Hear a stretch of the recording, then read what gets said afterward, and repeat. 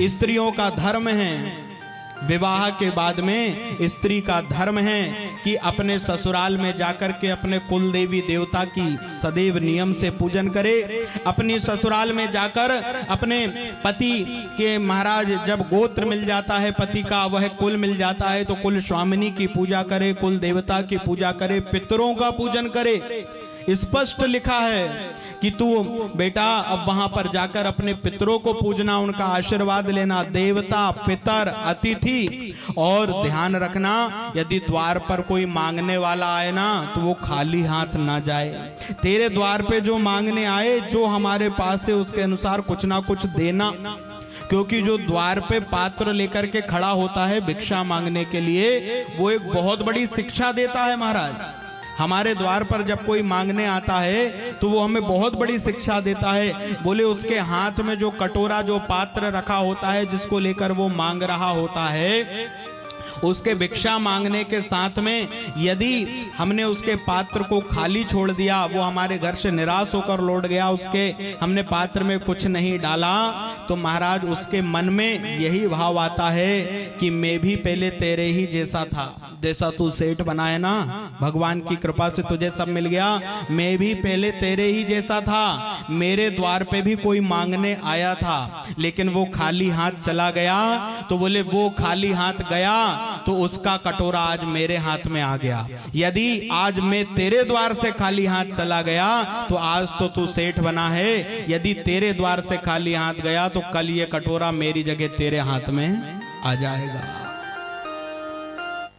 इसलिए मांगने वाला जो आए उसे जरूर कुछ ना कुछ देना, खाली हाथ ना जाए। अन्न दे देना, रोटी दे देना, फल दे देना, वस्त्र दे देना, धन जो संभव हो सके वो देना, लेकिन मांगने वाले को कभी भी महाराज खाली हाथ नहीं भेजना, सबको खिलाकर खाना।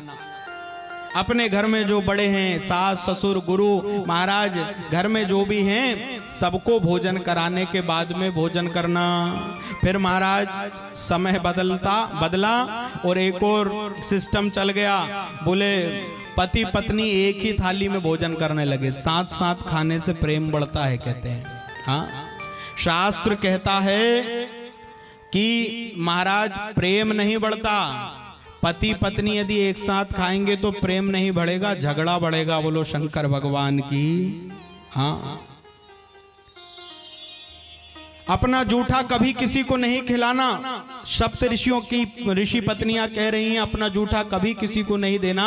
पति पत्नी को कभी भी एक साथ एक थाली में भोजन नहीं करना चाहिए। यदि आप भोजन साथ कर रहे हैं तो थाली अलग अलग हो। एक ही थाली में एक ही पात्र में भोजन करने से अशांति बढ़ेगी महाराज, झगड़ा बढ़ेगा। प्रेम ऐसा कहीं नहीं लिखा कि एक थाली में जूठा खाओगे तो प्रेम बढ़ेगा। और ये भी एक सिस्टम जब चल पड़ा है समाज में कि सब एक दूसरे का जूठा खा रहे हैं महाराज। आज 4 मित्र मिलकर के बर्थडे मनाते हैं तो जब तक एक दूसरे का जूठा ना खाएं तब तक बर्थडे नहीं मनता। और जूठे का बहुत बड़ा एक सिस्टम चालू हो गया है जिससे कहते हैं बुफे सिस्टम है। वहां पर महाराज सब एक दूसरे का जूठा खाने में लाइन लगा के, बड़े बड़े सेठ साहूकार सब प्लेट ले लेके लाइन में खड़े महाराज। क्यों? बोले जूठा खाने के लिए।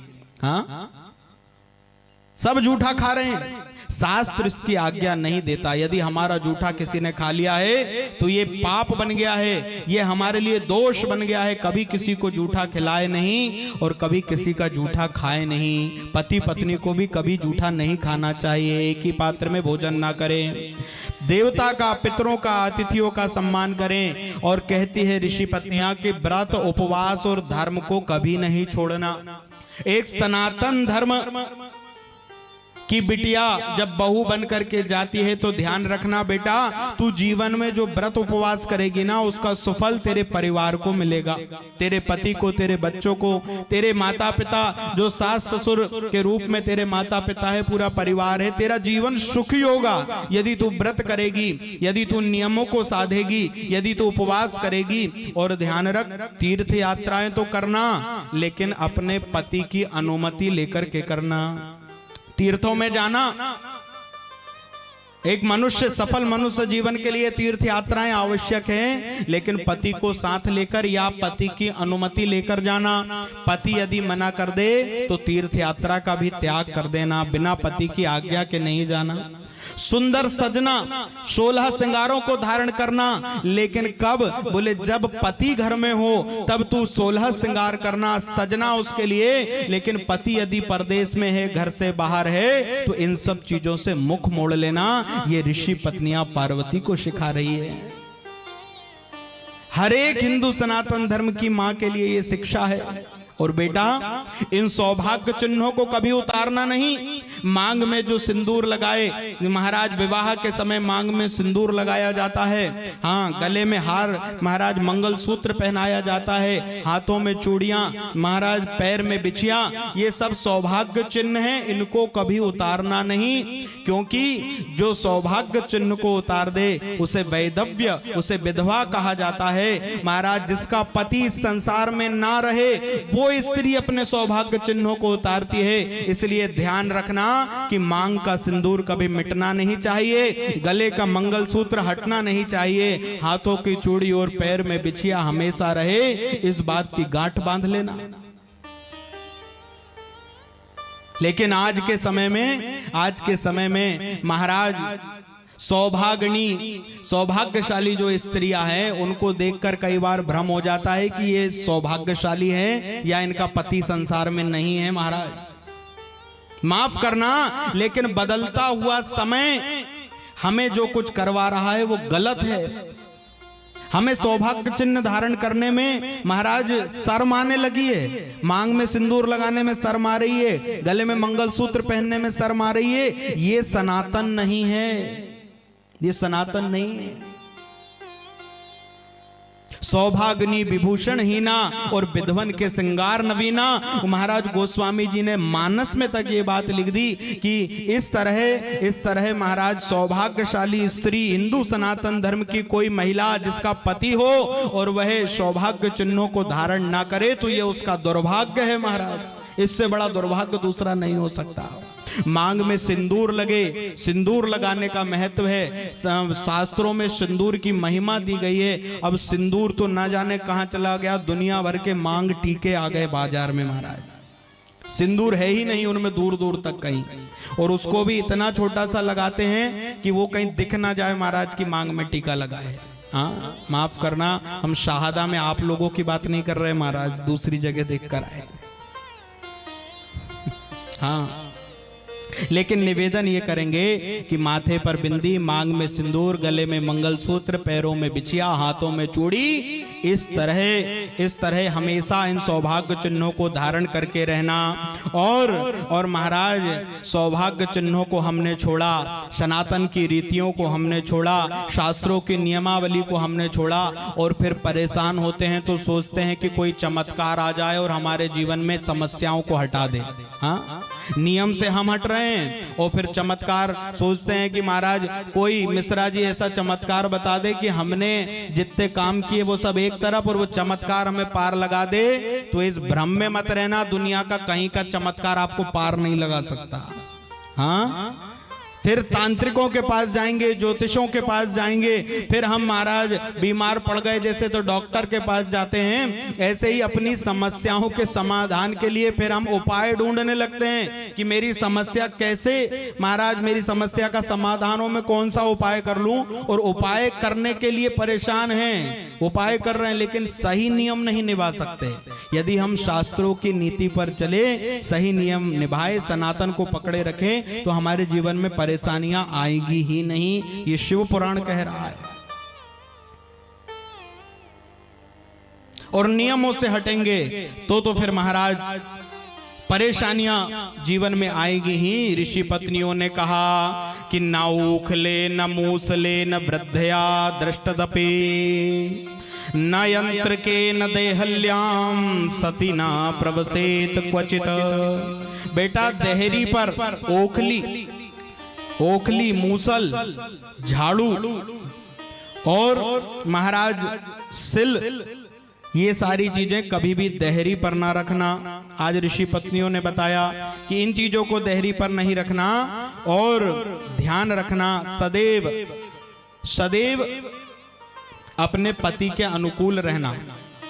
पति के पास यदि धन का अभाव है, वो परेशान है, तो अपनी कोई जिद के लिए उसको परेशान नहीं करना। ये पातिव्रत स्त्री का धर्म नहीं है, बल्कि अपनी ओर से क्या सहायता कर सकती हो वो सदैव अपने पति की परेशानी को अपनी परेशानी मानते हुए, अपने पति के दुख को अपना दुख मानते हुए, यदि आर्थिक स्थिति कमजोर है तो किसी तरीके से उसे विवश ना करना कि महाराज वो तुम्हारे लिए कहीं से भी धन लाए, तुम्हारी आवश्यकताओं की पूर्ति करे। नहीं, आज से तुम दोनों एक रूप होने के लिए जा रहे हो। इसलिए महाराज इस बात का सदैव ध्यान रहे कि पति के अनुकूल अपना चित्त रखना। कैसे? बोले महाराज जनक नरेंद्र नंदनी भगवती जानकी, राजा जनक की बिटिया, 16 श्रृंगार करके राजा जनक ने माता सीता को अयोध्या भिजवाया था।